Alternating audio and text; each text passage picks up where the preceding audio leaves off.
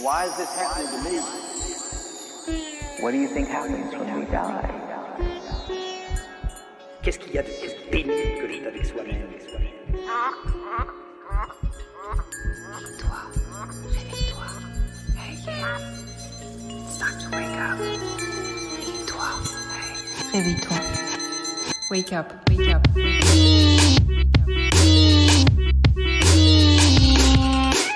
Bienvenue dans Wake Up Conversations, une interview intimiste, humaniste, où l'on aborde les grands mystères de la vie. Qui sommes-nous? Quel est le sens de notre existence?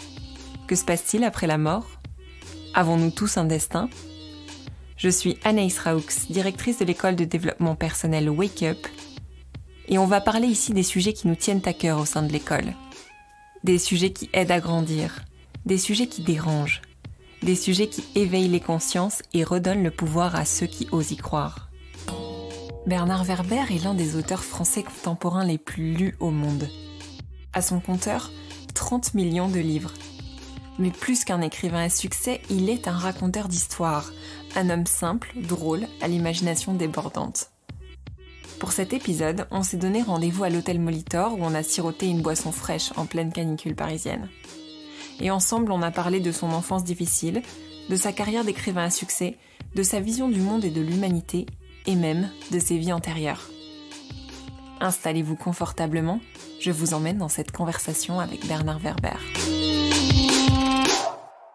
Bernard Werber, vous êtes peut-être l'un des auteurs les plus reconnus et connus en France aujourd'hui. Et ce qui est passionnant quand on s'intéresse à votre parcours, c'est que, à travers vos romans de science-fiction, vous distillez des enseignements spirituels ou de développement personnel. Vous abordez des thèmes comme la vie après la mort dans Au-delà, le voyage astral dans les Thanatonautes, l'hypnose régressive avec la boîte de Pandore. On va y revenir, mais avant, racontez-nous, comment êtes-vous tombé dans cette marmite du développement personnel? Alors, j'utilise pas le mot développement personnel parce que c'est une étiquette que je ne connais pas bien, mais j'utilise le mot spiritualité. Tout simplement, je suis un être humain qui se pose des questions. Qu'est-ce qu'il fait là? À la limite, je me demande comment quelqu'un ne peut ne pas se poser cette question. C'est quoi une vie où il n'y a pas de développement personnel? Ça veut dire que vous avez obéi à vos parents et qui vous ont dit de ranger votre chambre, de manger de la viande et de vous tenir droit. Après, vous êtes allé à l'école, vous avez obtenu des bonnes notes. Après, vous avez eu un diplôme qui vous a permis d'entrer dans une entreprise. Dans l'entreprise, vous avez gravi les échelons. Puis après, vous êtes marié, vous avez fait des enfants. Puis vous avez pris votre retraite et vous êtes mort. Ça, c'est le trajet normal de tout individu qui ne se pose pas de questions autres que je fais ce qu'on me dit de faire. Maintenant, si tout d'un coup vous levez la tête et vous regardez les étoiles et vous vous dites, au fait, je suis où? Qu'est-ce que je fais là? Où va le monde? Et pourquoi c'est comme ça actuellement? Et à partir de là, l'aventure démarre. Il n'y a pas d'argent en jeu, vous n'y gagnerez rien. Il n'y a pas de... Comment dire? C'est ni économique, ni social, ni familial. C'est juste tout d'un coup, on se demande qui on est. Et dès le moment où on se pose cette question, qui on est, vient l'idée de il faudrait que j'améliore le plus possible mon esprit pour qu'il explore de plus en plus de choses, qu'il comprenne de plus en plus de choses, et accessoirement qu'il puisse avoir une influence positive et sur lui-même et sur les autres. Je dis d'abord et sur lui-même parce qu'il y a peut-être la première expérience de développement personnel, pour reprendre votre expression, consiste déjà à s'aimer soi-même, ce qui n'est pas facile et qui n'est pas proposé ni par les écoles ni par les parents, ou alors par les parents par moment c'est fait, mais c'est pas fait forcément bien, ni par le couple, ni par l'entreprise. Donc il y a un moment, il faut apprendre à s'aimer. Il n'y a pas d'école pour apprendre à s'aimer. Et le stade suivant, une fois qu'on a compris qui on était et qu'on s'est trouvé soi-même intéressant, de comprendre qui sont les autres et de voir comment on peut s'aider, comment on peut aider les autres. Mais cette démarche est une démarche juste d'être vivant, ayant un esprit curieux et qui cherche à s'améliorer lui-même. Quand est-ce que vous avez démarré ces questionnements ?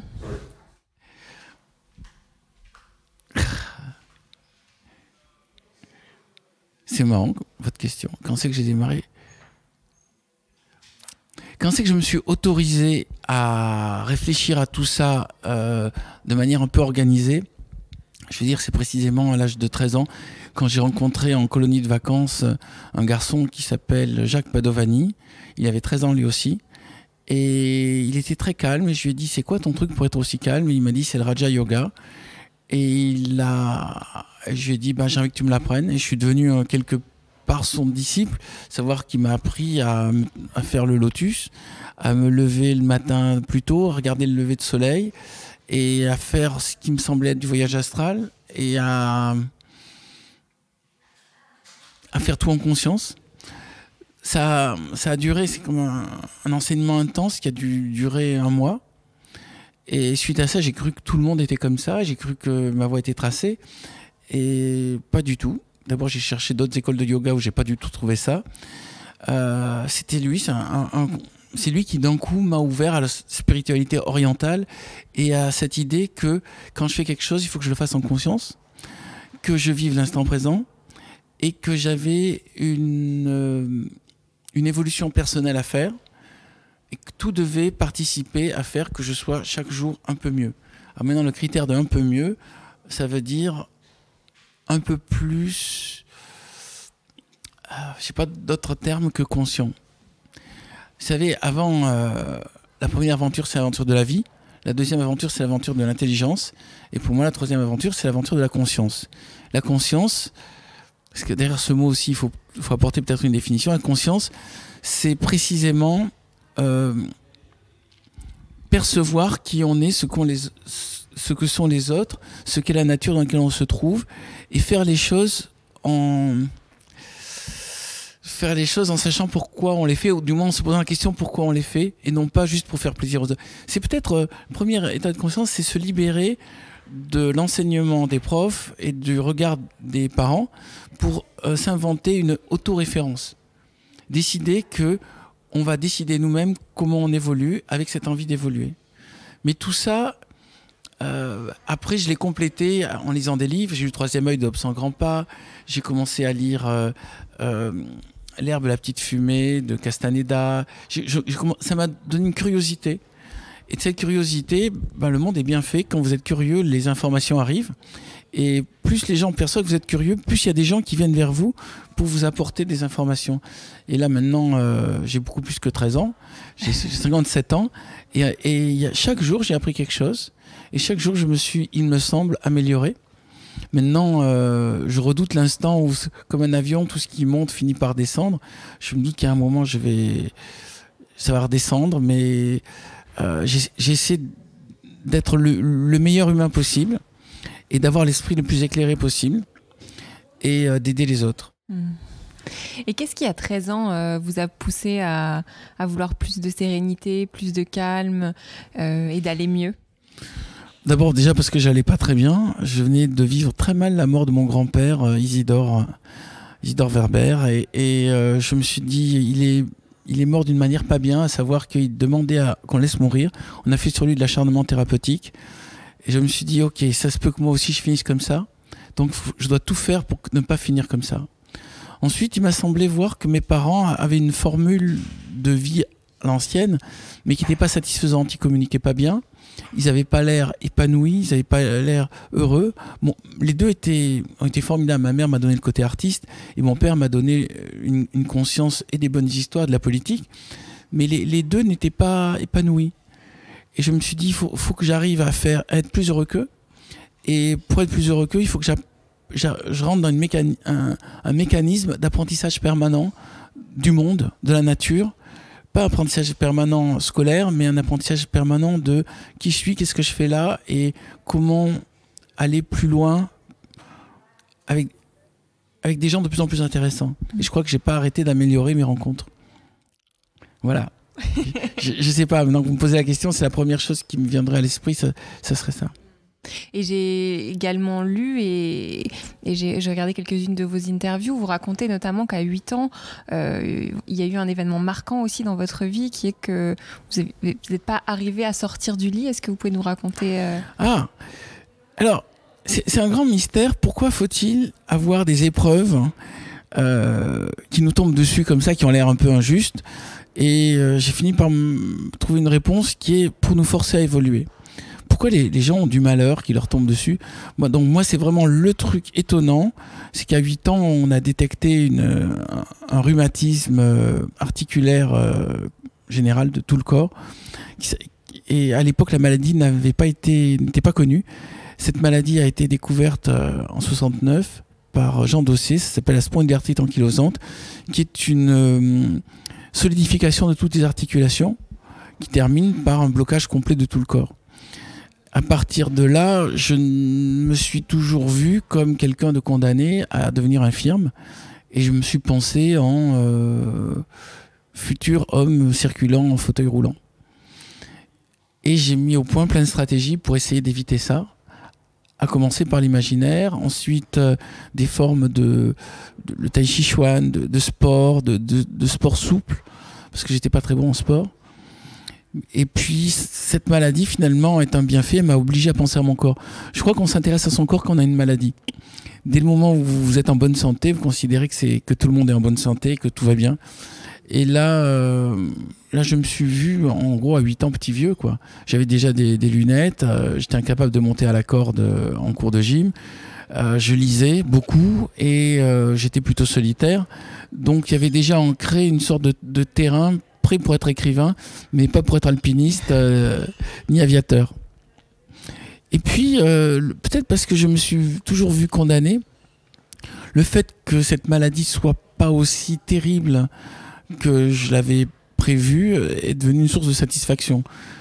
C'est-à-dire, quand les crises s'arrêtaient, les crises de spondylarthrite s'arrêtaient, je me disais, j'ai un petit répit. Voilà. Quand il y avait une crise hard, je pouvais pas me lever. Donc j'étais obligé de marcher à 4 pattes ou de ramper, ce qui pour 8 ans, c'est un peu gênant. Et comment est-ce que vous en êtes sorti ou en tout cas, comment est-ce que vous avez amélioré Alors, maintenant, il me semble que j'ai eu des crises jusqu'à l'âge de 30 ans, qui est l'âge où j'ai commencé à être écrivain, et qu'à partir de l'âge de 30 ans, elles sont progressivement disparues, jusqu'à maintenant où, vous voyez, non seulement je suis en pleine forme, mais je vais aller faire 1 heure de sport à côté, puis là, je vais aller faire la piscine, dans les 2 piscines que vous voyez. Je crois que l'écriture m'a sauvé, mais aussi le fait que je me suis respecté moi-même à un moment, quand j'ai vu le système que proposait donc la faculté de droit pour devenir avocat, qui était le premier métier auquel je songeais par manque d'imagination. En fait, je m'apprêtais à être employé, à vivre dans une structure dans laquelle j'aurais rapidement étouffé, parce que je crois que je suis pas très sociable. Je supporte pas les chefs. Donc, ne supportant pas les chefs, je peux difficilement m'intégrer dans une entreprise. Et là, j'ai trouvé un métier dans lequel j'ai plus de chefs. Mes chefs, c'est mes lecteurs, et ils sont des centaines de milliers. Donc, c'est j'ai un compte à rendre à une foule et non plus à un individu dont je dépends des humeurs. Donc, je m'en suis tiré entre mon mode d'expression, c'est-à-dire l'écriture est mon mode d'expression, cette pression intérieure qui me ronge, qui me ronge les articulations et qui me rendait un peu solitaire et qui aurait pu me rendre triste, je l'ai transformé en monde imaginaire très vite. Et au bout d'un moment, mes amis, c'était mes personnages. J'ai pas dit que j'étais quelqu'un forcément qui avait une psychologie saine, puisque donc je vivais avec mes personnages. Et au bout d'un moment, dans le monde artificiel que j'avais créé, j'étais bien. Et en créant une bulle d'endroit où j'étais bien, peut-être que mon corps a intégré, il a trouvé une manière de se faire du bien à lui-même. Donc je conseille aussi ça aux gens, je leur dis, trouvez une zone dans laquelle vous êtes bien, et dans laquelle vous êtes heureux, et que vous exprimez ce que vous êtes, et non pas juste vous faites plaisir au regard des autres qui vous donnent des bons points ou un bon salaire. Voilà. C'est en ça que quand vous dites l'écriture m'a sauvé, c'est en créant cette bulle imaginaire avec vos personnages. Est-ce que même le fait... Avec le recul maintenant, oui. Sur le coup, je l'ai fait comme un hobby, comme un moyen de me défouler. Et c'est maintenant, quand je regarde en arrière, c'est comme si mon inconscient savait, voilà, tu as ce problème physique, tu vas le soigner avec une technique psychologique qui est la création artistique d'écriture. Et d'ailleurs, quand je rencontre d'autres gens qui ont ma maladie, il y a de plus en plus de gens, maintenant qu'on sait, parce que j'ai signalé que j'avais la spondylarthrite ankylosante, il y a des gens qui ont la spondylarthrite ankylosante qui me contactent, et je leur dis, regardez déjà, est-ce que vous n'avez pas une possibilité de trouver un moyen d'expression, un moyen artistique? Et quand je dis un moyen artistique, ça veut dire vous n'avez pas la nécessité de devenir super bon, juste déjà la nécessité de créer. Vous pouvez créer tout seul sur une île déserte sans qu'il y ait de public pour vous applaudir, vous soutenir. Déjà, je crois que ça ferait du bien. D'ailleurs, si j'étais seul sur une île déserte, je continuerais d'écrire même si j'ai pas d'éditeur et de lecteur. Parce que c'est mon mode d'existence, c'est une manière de faire de l'ordre dans mon esprit et c'est une manière de me créer des petits amis avec mes personnages. Donc voilà, ça m'a l'air une technique exportable. Il y a un autre épisode, donc quand on retrace un peu votre parcours, qui revient, c'est en 2011. On vous détecte une coronaire bouchée à 75%. Oui. En quoi est-ce que cela a changé votre vie ? Alors d'abord, les circonstances sont assez étranges dans lesquelles... C'est mon ami médecin Frédéric Salman qui m'a offert pour mon anniversaire un check-up complet du corps. Il m'a dit à partir de 50 ans, il faut aller vérifier si, comme comme une voiture qui avait 50 000 km, si les freins marchent et les phares s'allument et tout fonctionne bien. Et donc j'ai passé une journée à Pompidou et à la fin, le dernier qui m'a contrôlé m'a dit « Ils vous ont dit les autres ?» Alors j'ai dit « Ils m'ont dit quoi ?» Il fait « Si les autres vous l'ont pas dit, c'est pas à moi de vous le dire. » Alors j'ai dit, on parle de quoi là ? Il me dit, c'est toujours pareil, c'est sur moi que ça tombe parce que je suis le dernier à faire les tests.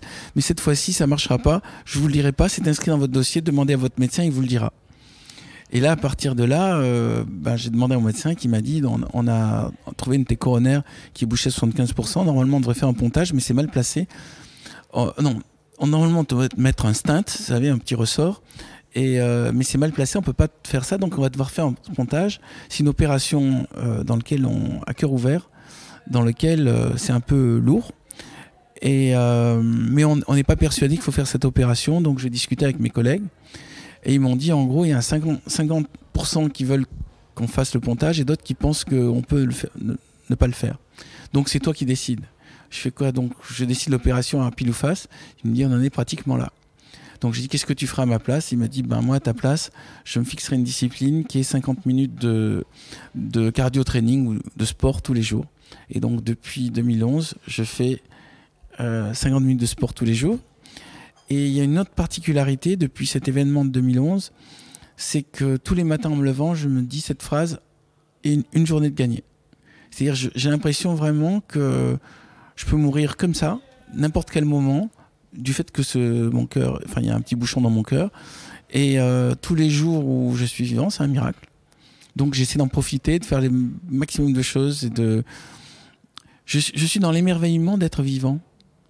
C'est ce que je conseille aussi comme manière d'être heureux, c'est déjà apprécier ce qu'on a, et être vivant, c'est une énorme chance. Il suffit de penser aux 300 millions d'autres spermatozoïdes qui n'ont pas fécondé l'ovule, 300 millions de spermatozoïdes de mon père qui n'ont pas fécondé l'ovule de ma mère, qui donc ont eu moins de chance. Et de se dire aussi tout ce qu'il y a eu comme guerre, tout ce qu'il y a eu comme catastrophe, et tous mes ancêtres ont malgré tout trouvé l'énergie pour se trouver entre eux, s'aimer et faire des enfants. Donc j'ai vraiment l'impression d'être un rescapé déjà de tous les drames du passé, et un rescapé maintenant de ce rendez-vous avec la mort qui aurait dû avoir lieu en 2011. Et depuis 2011, quelles sont les choses un peu folles que vous avez faites ou auxquelles vous songez ? La première chose que j'ai faite, c'est un enfant. J'étais très pressé. Puis après, j'ai fait un livre qui était pour moi un testament, mais personne s'en est aperçu. C'est Troisième Humanité, dans lequel je donne ma vision de tout ce qui va se passer dans le futur. Et ce livre était, à mon avis, arrivé trop tôt. Personne n'a saisi de quoi ça parle. Je voulais en faire 7 volumes. Donc j'en ai fait que 3 parce que le public me suivait pas. Et à un moment, je peux pas me détacher trop du public non plus. Mais donc il y avait un enfant et un livre testament. Et après, c'est 50 minutes de sport qui en fait demandent une autre manière de vivre. Déjà, il faut trouver mes 50 minutes. Donc j'ai trouvé entre 18h et 19h. Et deuxièmement, en fait, c'est très ennuyeux de faire du cardio-training, du vélo ou du vélo elliptique ou du rameur. Je ne sais pas si vous avez déjà essayé. Si, oui, on s'ennuie très vite. Donc, il fallait trouver une technique pour avoir envie d'y aller. Et cette technique, en fait, j'ai mis un énorme écran et je regarde des séries. Ce qui fait que j'ai une culture série énorme qui est liée à mon petit problème de bouchon dans le cœur. Et tous les jours, je vois un épisode d'une série ou du documentaire ou des émissions de science. Et donc, je suis en formation permanente. Et l'autre cadeau que m'a offert indirectement Salman avec ce contrôle et cette alerte, c'est que du coup, vu que je fais beaucoup de sport, que je suis devenu sportif, j'ai jamais eu un corps aussi musclé qu'avant. C'est-à-dire, à 15 ans, j'étais pas terrible. Enfin, j'avais une petite bedaine et j'avais pas un corps terrible. Maintenant, je suis musclé, j'ai un cœur solide. Et je peux faire tenir un marathon, ce que j'ai déjà fait. Donc, ce que j'ai gagné, c'est un corps et un émerveillement d'être vivant. Dans le film Demain, réalisé par Cyril Dion, je ne sais pas si vous l'avez vu sur votre vélo elliptique, on parle de la puissance des histoires pour résoudre les problèmes auxquels fait face l'humanité. Quelle est l'utopie ou l'histoire que vous aimeriez partager avec le monde ? Troisième humanité. Troisième humanité, pour moi, c'est comme si j'étais une vigie dans un bateau. Je monte en haut sur le poste de vigie, je regarde très très loin et je dis au monde, écoutez, voilà ce que je vois. Et ce que je vois, en gros, c'est on ne pourra pas continuer dans la croissance. Il y a un moment, il va falloir juste s'arrêter, analyser, réfléchir et penser à autre chose qui s'appelle la décroissance. Ce que je raconte dans Troisième humanité. Et l'autre chose que je dis, c'est le système toujours plus ne peut pas fonctionner. Il y a un moment, il faut se stabiliser et penser harmonie et non plus croissance. C'est ça le message de Troisième humanité. Et donc dans la vision de ce livre, il y a 7 propositions de futur. Ces 7 propositions de futur sont celles qui sont en train de se développer. La première, c'est le monde capitaliste, toujours plus de consommation, toujours plus d'humains sur Terre, et toujours plus, mine de rien, et de pollution et de destruction des forêts, puisque c'est le prix à avoir de la consommation. Deuxième, c'est la religion, toujours plus de Dieu, c'est-à-dire vous ne réfléchissez plus, c'est le prêtre qui décide à votre place, vous contentez-vous de faire des prières et arrêtez de réfléchir. Ça, c'est la religion. La troisième voie, c'est l'informatique, ce qu'on voit avec l'intelligence artificielle, c'est-à-dire dans ces machines-là, on met toute notre pensée, puis après on fait confiance aux machines pour réfléchir à notre place. C'est le monde des geeks, l'intelligence artificielle, des robots. Alors le premier, j'appelle ça la voie des blancs, pour le toujours plus. Le toujours plus religion, la voie des verts. Et le toujours plus de technologie, c'est la voie des bleus, les ordinateurs. Ensuite, les rouges, c'est la féminité, l'énergie féminine en tant que projet politique, la revanche des femmes, ce qui me semble quelque chose qui doit arriver d'une manière ou d'une autre et qui peut être une manière d'harmoniser un peu plus le monde, c'est-à-dire redévelopper l'énergie yin. Là, on est un peu trop dans le yang, donc un retour du yin.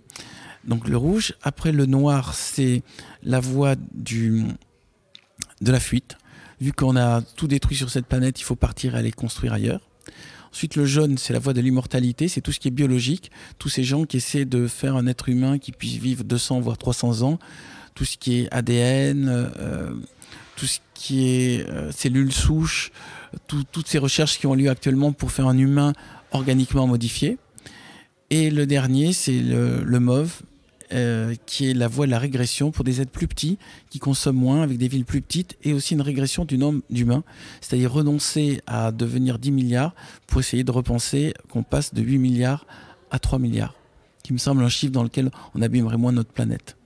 Ce qui est évidemment politiquement incorrect parce que ça sous-entend qu'on va demander un contrôle des naissances, c'est-à-dire l'une des manières à mon avis, de faire moins de dégâts sur cette planète, c'est déjà d'être moins nombreux et peut-être d'être plus petits et de consommer moins. Donc, c'est 7 voies. Donc, pour vous, c'est des tendances, c'est des voies à choisir. C'est ce qui se passe actuellement. C'est-à-dire qu'actuellement, ces groupes existent. Ça apparaît... C'est-à-dire la notion de capitaliste, communiste, religieux, tout ça... sont des étiquettes un peu anciennes, mais on voit réellement, en regardant les actualités, qu'il y a des gens qui défendent cette vision du futur et qui font tout pour que ce futur existe. Maintenant, il y en a qu'on voit plus que d'autres. Par exemple, l'énergie féminine, on ne voit pas beaucoup de manifestations d'MLF, on ne voit pas beaucoup de groupements politiques se revendiquant de l'énergie féminine, de même qu'on ne voit pas de groupements se revendiquant de l'énergie de l'informatique ou de l'immortalité. Mais ces choses-là existent, avec des gens qui se donnent beaucoup de mal pour arriver à faire gagner leur vision. Oui, on a des courants, le transhumanisme, etc. Voilà, le transhumanisme correspondrait à l'énergie des Bleus. Et vous, quel est le message d'espoir ou... Harmonie. C'est-à-dire, dès le moment où on comprend que le bonheur est dans l'harmonie et non plus dans la croissance, déjà pour soi-même, ça devient différent. On est éduqué pour gagner toujours plus d'argent, avoir une voiture de plus en plus belle, avoir un plus bel appartement et quelque part entrer dans une mécanique de à partir de ce point-là, je peux aller plus loin. Et l'harmonie, c'est à partir de ce point-là, je m'arrête et je regarde. Je comprends pourquoi je suis là. Et je regarde comment faire pour que je sois au bon endroit, pour être utile aux autres et que les autres ne soient pas agressifs à mon égard. Savoir comme une plante en forêt. J'ai pas de meilleure image que la forêt sauvage. Dans la forêt sauvage, chacun a sa place. Et l'homme, quand il veut faire des jardins, en fait, il crée des tas de problèmes. C'est des jardins géométriques, des jardins à la française, comme on dit. Ben, un jardin à la française, c'est une énorme violence faite à la nature. La nature, elle équilibre entre les champignons, les êtres, ce qu'on appelle les parasites, mais les vers, les chenilles, tout ça, tout s'équilibre. Là où quelque chose pousse trop vite ou trop fort, autre chose va le compenser. Et donc, une forêt est un organisme vivant, diversifié, dans lequel il y a toutes les solutions à tous les problèmes, parce que il y a toutes sortes de fleurs, toutes sortes de plantes, toutes sortes d'arbres, et que chacune a sa raison d'exister pour aider les autres et ne pas gêner les autres. Là où l'homme a fait beaucoup de dégâts, c'est par l'agriculture. Tout d'un coup, dans un champ, on va mettre que du blé, d'accord ? Ça veut dire qu'il n'y a plus cette possibilité pour la nature de compenser un petit insecte par un autre insecte. C'est pour ça qu'il y a les invasions de sauterelles. Il n'y aurait pas d'invasion de sauterelles s'il n'y avait pas de champ de blé.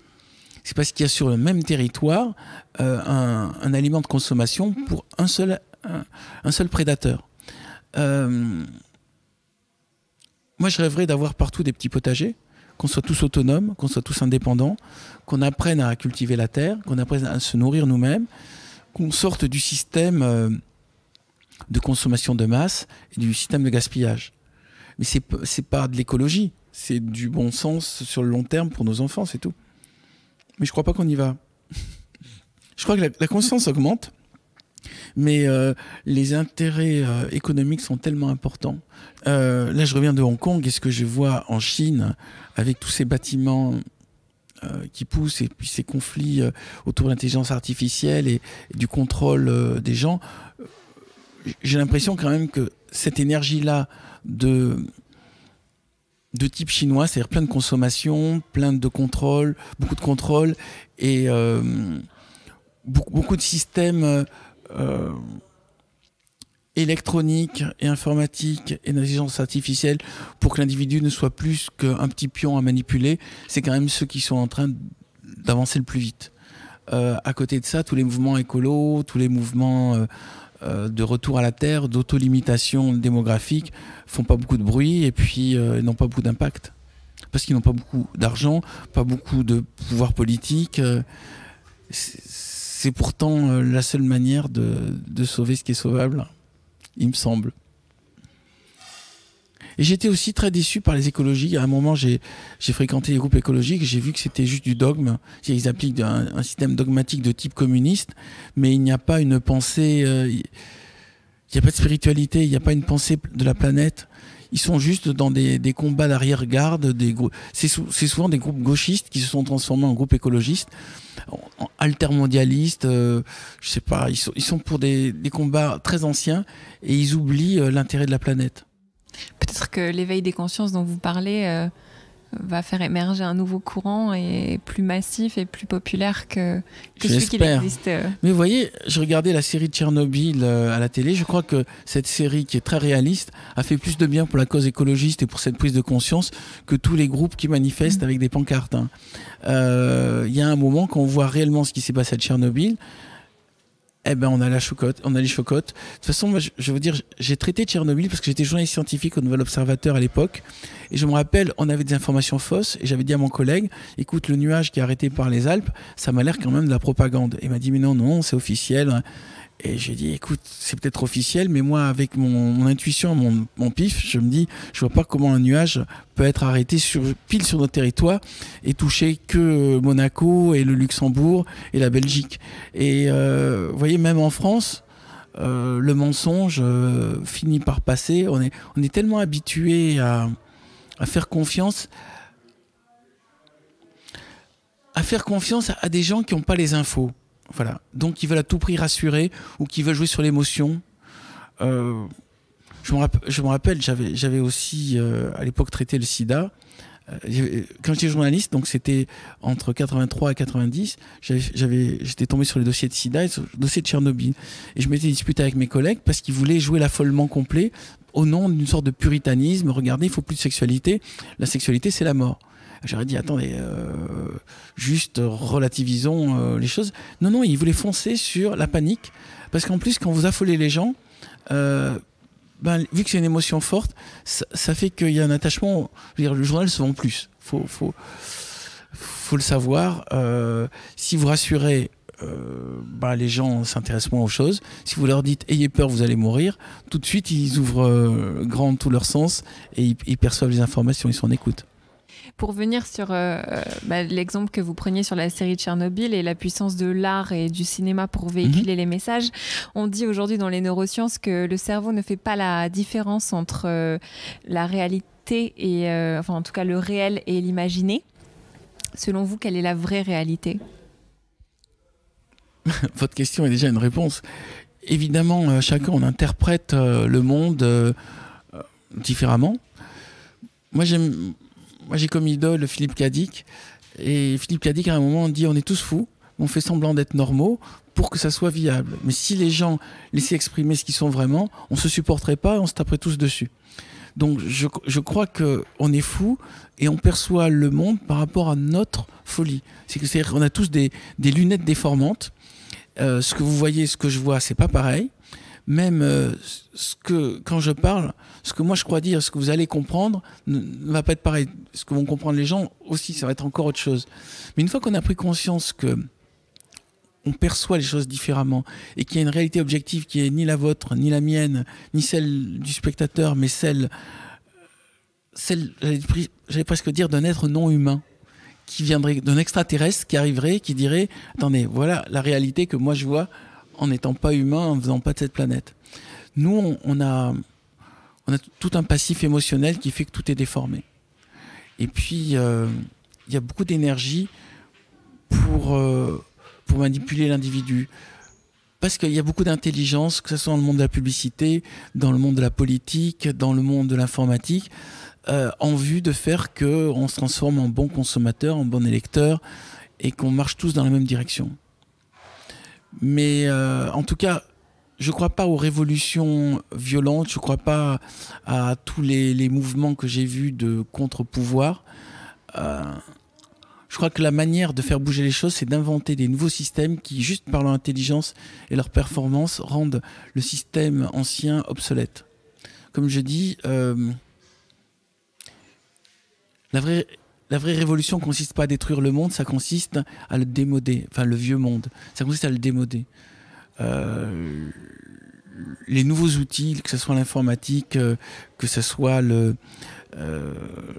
toutes ces machines qu'on a, elles peuvent être bien utilisées toutes ces technologies peuvent être utilisées pour arriver à faire qu'on sorte d'un système pyramidal avec des chefs et des gens qui nous contrôlent pour entrer dans un système fédéral, comme s'il y avait des petites communautés et des petits villages qui sont tous connectés.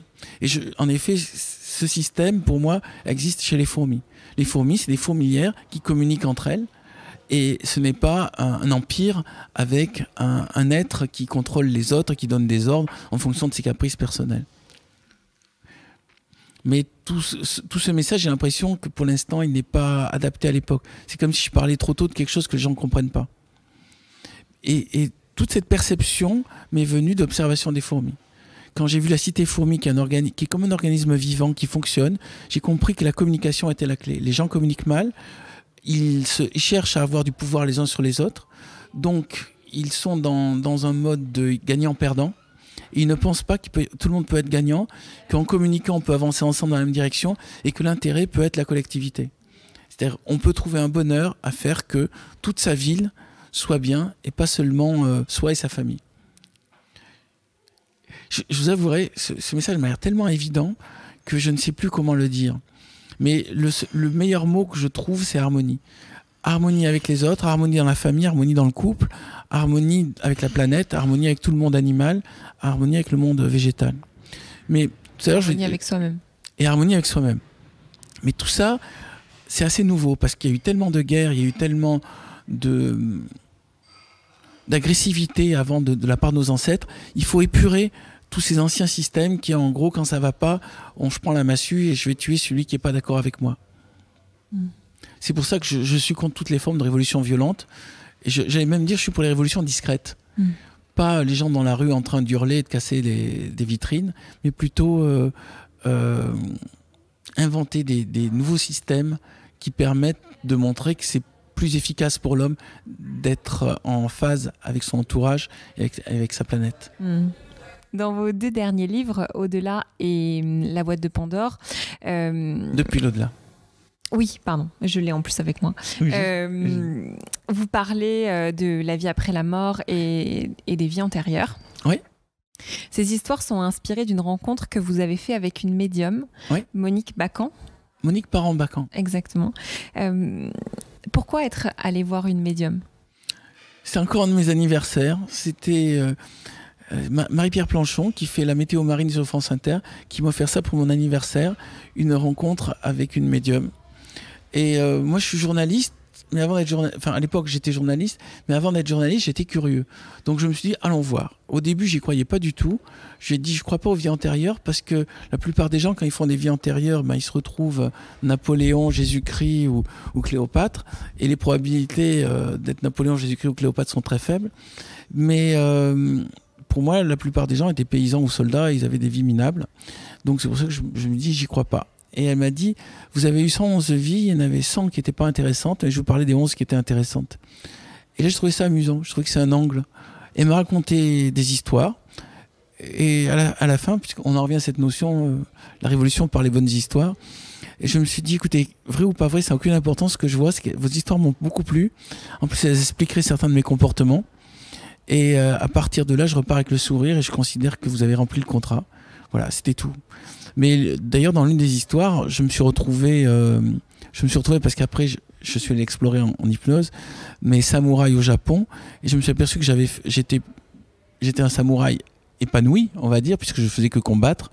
Mais au final, je n'ai fait qu'obéir à mon shogun, enfin, à mon daimyo. Le shogun, c'est le niveau au-dessus, le daimyo, c'est le baron, on va dire. Et donc, je n'avais pris aucune décision personnelle. Et je crois que c'est de là, en tout cas, que vient mon allergie pour toute forme d'autorité. Et ma méfiance envers tous les gens qui sont des chefs. Et qu'est-ce que vous avez appris d'autre sur vous et vos vies antérieures ? Sur mes vies antérieures, j'arrête pas d'apprendre.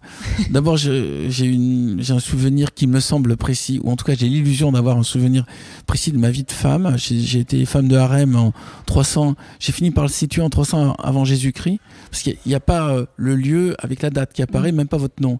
C'est comme vous débarquez d'un film. Et après, sur les détails, j'ai fini par comprendre cette époque. Donc, j'étais femme de harem en 300 avant Jésus-Christ. Et votre question, c'était qu'est-ce que vous avez appris sur vous ? Voilà.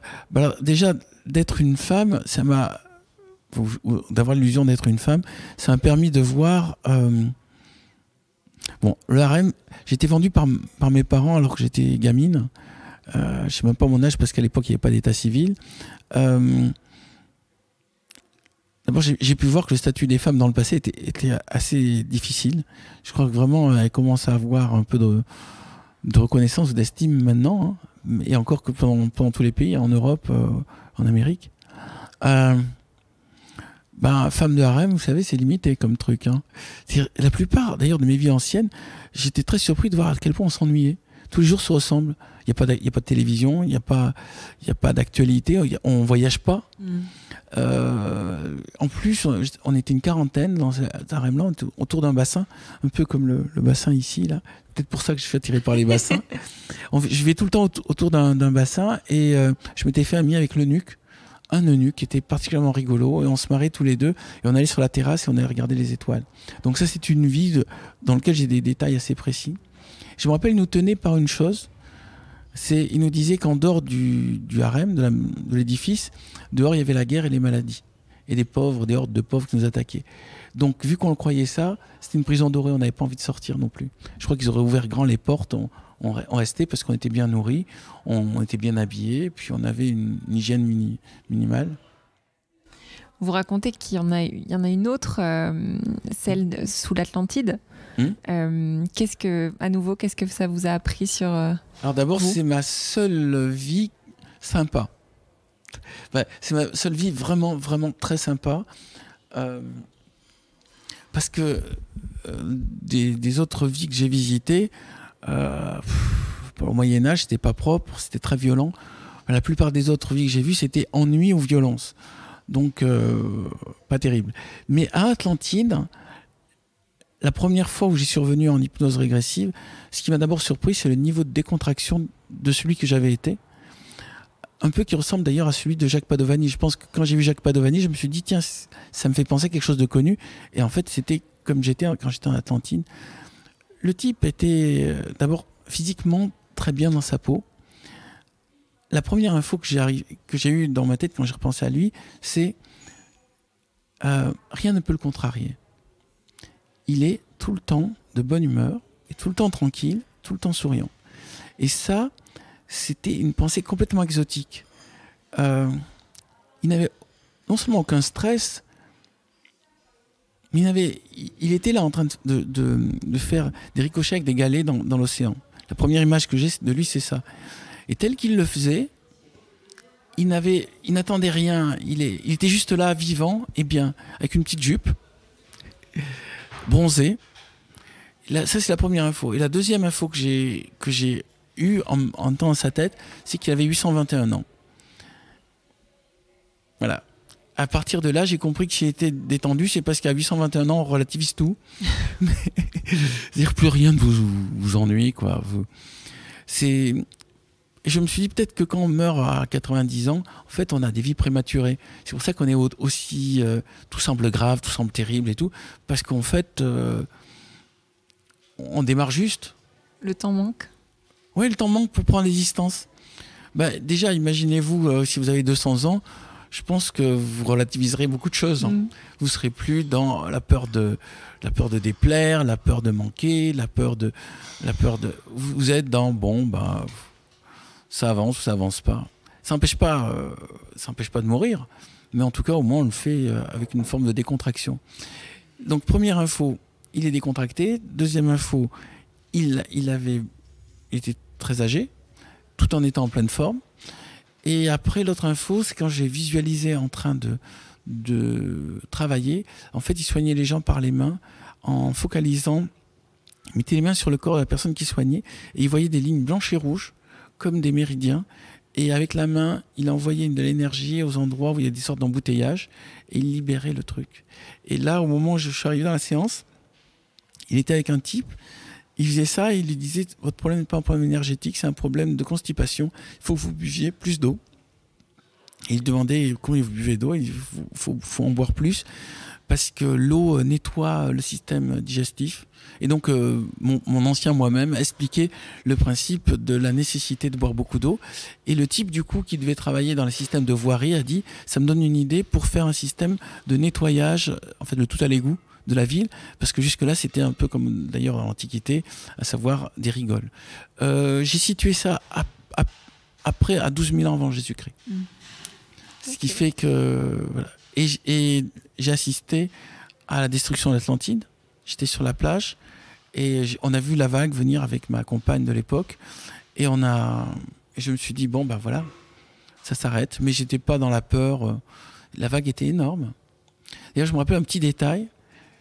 C'est que quand la vague est arrivée, j'ai vu qu'il y avait plein de petits oiseaux qui étaient en haut de la vague. Et après, j'ai demandé à quelqu'un qui s'y connaissait en vague, est-ce que c'est possible que quand arrive un tsunami, il y ait des oiseaux au-dessus? Il m'a dit oui, parce que les poissons sont aspirés. Et donc, les oiseaux peuvent les choper en l'air. Ok. Je pourrais jamais vous garantir que c'est vrai. En tout cas, c'est l'impression que j'ai eue de la situation qui s'est passée. Je me rappelle aussi que quand il y a eu le déluge, on était au courant que ça allait arriver. Et on avait 3 choix qui étaient en gros essayer de monter il y avait un volcan où en hauteur, on pouvait espérer être protégé. La deuxième chose, c'était avec des bateaux essayer de s'enfuir. Et la troisième, c'est être résigné et prendre la vague. Et donc, moi, j'ai pris la troisième, c'est résigné et prendre la vague. Et justement, on n'a aucun souvenir conscient de nos vies antérieures. Est-ce que vous pensez qu'il y a une raison à cela? Ah bah oui. C'est pour ça que j'ai appelé la boîte de Pandore, parce qu'il y a beaucoup de mauvais souvenirs et que déjà, nous avons tous des traumatismes d'enfance. Si on doit rajouter en plus ces traumatismes des vies précédentes, ça peut charger un peu la mule. Donc c'est pour ça que quand je fais les séances, parce que je fais un spectacle dans lequel je propose à la salle de faire l'hypnose régressive, je leur dis... J'y étais. Ah, vous y étiez? J'y étais. Ah, vous avez dû me le dire. Vous allez me raconter. Et je précise bien, une vie sympathique dans laquelle il s'est passé des choses sympathiques et vous allez arriver au moment le plus sympathique. Parce que je suis pas dans l'idée de faire... on va soigner vos problèmes actuels en cherchant vos vies passées, les traumatismes. Traumatismes, s'ils sont passés, c'est qu'ils doivent être passés, ils doivent être oubliés. Si vous vous retrouvez dans un camp de concentration, ça va pas vous faire un grand sourire. De même que si vous vous retrouvez malade de la peste ou de la tuberculose, on n'a pas besoin de ces infos. Ça s'est passé avant, voilà, c'est fini. Fichier clos. Donc j'insiste vraiment bien et je dis si vous voulez pas jouer ce jeu-là, on va avoir une vie sympathique, le faites pas. C'est en ça que, quelque part, ma proposition est originale. Je suis le seul qui ne demande pas d'aller voir les traumatismes et qui propose d'aller faire du tourisme dans les vies antérieures, comme moi-même, j'ai fait du tourisme. Mais après, vous voyez, par exemple, cette vie de samouraï, c'est moi après de déduire pourquoi j'ai eu cette vie, qu'est-ce qu'elle m'a apporté et en quoi elle peut m'aider de nos jours. Et pour l'anecdote, j'ai trouvé très amusant de voir que je suis plutôt très bon au maniement du sabre. Pour des questions... je ne peux pas expliquer pourquoi. Donc, quand je me suis mis à pratiquer les arts martiaux de type sabre, j'ai fait rapidement la compétition et j'étais assez doué. Donc, Monique Parent-Baquin a donné un début d'explication logique, en tout cas. Parce que vous avez des championnats, non J'ai fait la compétition, j'ai dû arriver en quart de finale du championnat de Cannes. Wow. La Cannes, c'est au bâton. C'est un art martial français qui ressemble au combat de sabre. Et alors vous, ça a marché? Oui, moi j'ai passé un agréable moment. C'était hyper... Vous étiez quand? La dernière, là? Oui, enfin la dernière, je ne sais pas combien vous... Il y avait la harpiste? Il y avait la harpiste. Est-ce qu'il y avait une harpiste? Non, il y avait un monsieur qui jouait du piano. Enfin, qui mettait... D'accord, donc vous étiez à la première, aux Trois Baudets. Exactement. Et ouais, j'ai passé un moment hyper agréable et je suis repartie parce qu'il fallait donc ouvrir les portes, etc. Et je suis repartie. Donc, ce que je voyais, mais c'était encore flou, mais des pavés dans un monde un peu... Homme ou femme? Homme. Quelle époque? J'ai pas réussi à dire, dans un monde anglo-saxon, et je suis repartie avec une chope de bière. Et j'étais hyper guillerée pour le coup. Voilà ce que j'ai comme souvenir de ce moment. Enfin, vos bras étaient poilus, vous étiez... poilus, ouais. Et je pense que j'étais plus aux alentours de 40 ans. Soldat? Paysan? Ouais, peut-être plutôt soldat. En tout cas, je rentrais d'un voyage. De quelque chose, ouais. Je rentrais, il y avait ce moment où j'étais en euphorie de retrouver les pavés, d'aller dans mon pub favori. Et voilà ce que j'ai comme... Plutôt ambiance anglaise ou... Ouais, ambiance anglaise, ouais. Et autour de vous, vous voyez des gens? Il y a une sorte de taverne, quoi? Oui, il y a une taverne, mais il n'y a pas de... Je m'arrête pas pour parler à quelqu'un, quoi. Je vois des gens, mais pas personne de particulier. Il y a beaucoup d'agitation. c'est le soir et c'est sympa. Bah, revenez si vous voulez, parce que j'ai amélioré mon truc, mon protocole, pour voir plus de détails et rester plus longtemps. Ok. Mais pour moi, c'est vraiment comme la plongée sous-marine. C'est-à-dire, je propose aux gens de descendre dans une mémoire, dans leur mémoire, et ils en sortent quelque chose ou pas. Ouais. Non, mais c'était un moment, en tout cas, parce qu'on médite, hein, c'est une méditation profonde que vous proposez. Et... Donc, vous connaissez ça aussi. Oui, et j'ai adoré. En fait, le mot méditation comme le mot hypnose sont des tiroirs fourre-tout dans lesquels on met tout et n'importe quoi.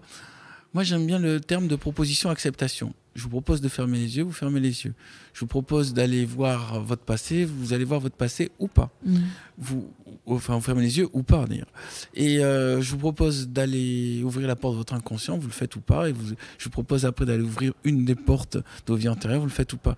Et c'est pour ça que ça ne peut pas être une science, et je ne pourrais jamais avoir de certitude dessus, autre que certains reviennent avec une histoire et d'autres pas. Et pour l'instant... le taux est plutôt 70% qui arrive avec une histoire. Après, il doit y avoir des menteurs qui ont l'impression qu'il y en a qui trichent. Mais sur les histoires, vous n'étiez pas là la fois où il y a une dame qui a dit qu'elle était Louise de Vérens. Vous n'étiez pas. Donc ça doit être la deuxième fois. Ça doit être la deuxième fois.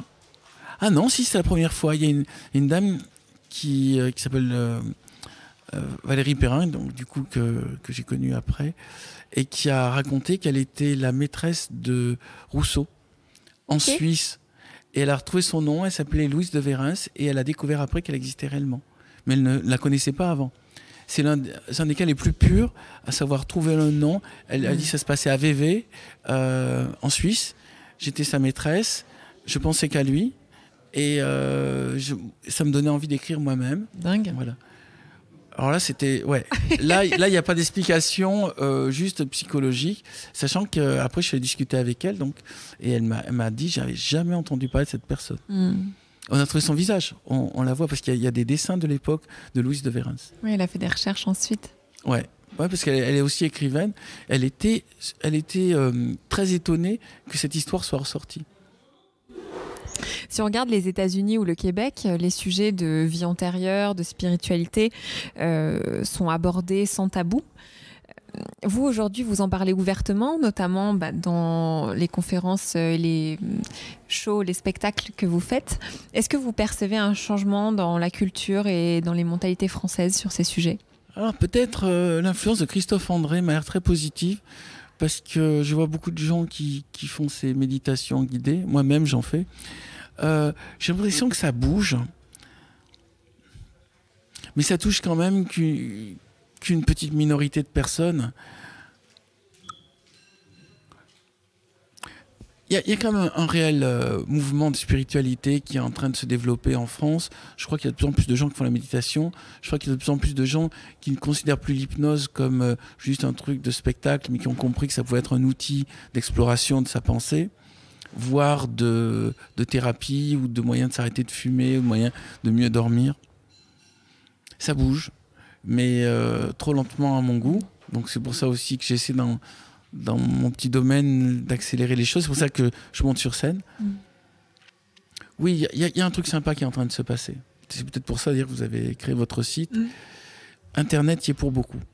Le fait qu'il y ait un outil où on peut... un endroit où tous les gens peuvent parler de leur expérience. Tant qu'il n'y avait pas Internet, les gens, par la méditation, par l'hypnose ou par la régression, ils avaient des expériences, ils pouvaient en parler qu'à leurs amis autour d'eux. Mais là, maintenant, il peut y avoir un endroit où tous les gens signalent aux autres ce qu'ils ont vécu. Et donc, du coup, ça va plus vite. Ces vies antérieures posent la question de notre identité et de qui nous sommes vraiment. Qui êtes-vous, Bernard Werber? Alors, j'aime bien l'idée que je suis le 111e épisode de l'aventure d'un esprit. J'ai fini par m'en convaincre en écrivant le livre La boîte de Pandore. J'ai l'impression que je suis le dernier aboutissement de tas d'êtres humains qui ont été avant moi. Et c'est un peu comme la formule Mastermind. On a testé plein de formules. Et à un moment, donc, le type qui devait être juste avant moi s'est dit « Je pense que la prochaine vie, ça serait bien que je sois écrivain parce que ça me permettra de faire l'aventure de la spiritualité. » Et donc voilà, c'est moi. Et après, quand je mourrais, je me dirais, bon, ben, voyons ce que j'ai vécu comme écrivain, comment faire mieux. Et là, je redéfinirais un autre personnage pour ma prochaine réincarnation. J'ai l'impression que oui, je suis le choix de toutes mes vies antérieures de la formule qui a l'air la plus adaptée pour aller loin et toucher un maximum de gens. Une fois, je discutais avec mon ancêtre, si on peut dire ça comme ça, Atlante, et je lui disais quand même, ce qui est incroyable, c'est qu'il y a 12 000 ans, tu avais tout compris et tu étais parfait. On se tutoie avec lui, parce qu'on se parle. Et moi, de nos jours, je suis en dessous de toi, c'est-à-dire je vis moins longtemps, je suis plus angoissé, je suis moins conscient, je suis moins heureux. Et donc c'est comme s'il y avait toute une évolution de tas de personnes pour arriver à quelque chose de moins bien. Et il me dit, détrompe-toi, c'est moi qui t'admire, parce que moi, quand j'avais une idée, je pouvais la diffuser tout au plus qu'à une centaine de personnes autour de moi, tandis que toi, quand tu as une idée, non seulement tu peux la diffuser à des millions de personnes, mais en plus, après ta mort, ton idée continue de vivre et d'être diffusée grâce au livre. Et ce qui l'impressionnait le plus, c'était l'imprimerie. Pour lui, l'imprimerie, c'était le grand changement, le grand plus du monde dans lequel j'étais. Et c'est ce qu'il aurait rêvé d'avoir à son époque, des livres. J'ai bien aimé cette idée, ça m'a surpris. Quand je m'adresse à lui, il est tout le temps, j'ai l'impression qu'il est tout le temps en train de plaisanter. Et ça m'a l'air ça aussi un niveau de spiritualité réelle. Je crois que quand qu'on a compris beaucoup de choses, on rit de tout. Et on prend rien au sérieux, rien de grave. Et comment dire, il y a une sorte de détachement qui est le vrai niveau de spiritualité.